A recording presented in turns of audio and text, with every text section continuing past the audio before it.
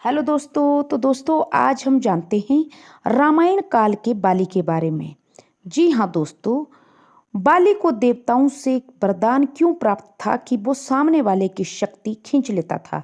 दोस्तों, वानरराज बाली को यह वरदान इसलिए प्राप्त था क्योंकि उसने कठोर तपस्या करके देवताओं को प्रसन्न किया था।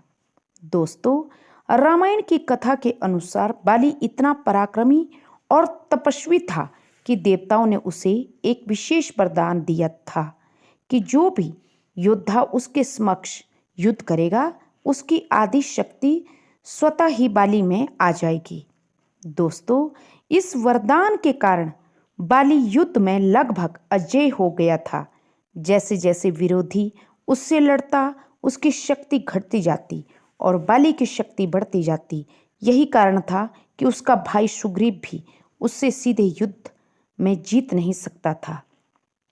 दोस्तों, जब भगवान श्री राम ने सुग्रीव की सहायता करने का निश्चय किया तब उन्होंने समझा कि यदि वे सामने से बाली से युद्ध करेंगे तो वरदान अनुसार वाली उनकी भी शक्ति का भाग प्राप्त कर लेगा। इसलिए भगवान श्री राम ने वृक्ष की आड़ लेकर बाली पर बाण चलाया। दोस्तों, कथा का एक रहस्य संदेश ये भी माना जाता है कि जब शक्ति और अन्याय ज़्यादा ही प्रबल होने लगे तो उसका अंत निश्चित है, चाहे वह कितनी भी बड़ी शक्ति क्यों ना हो। क्योंकि दोस्तों, कभी भी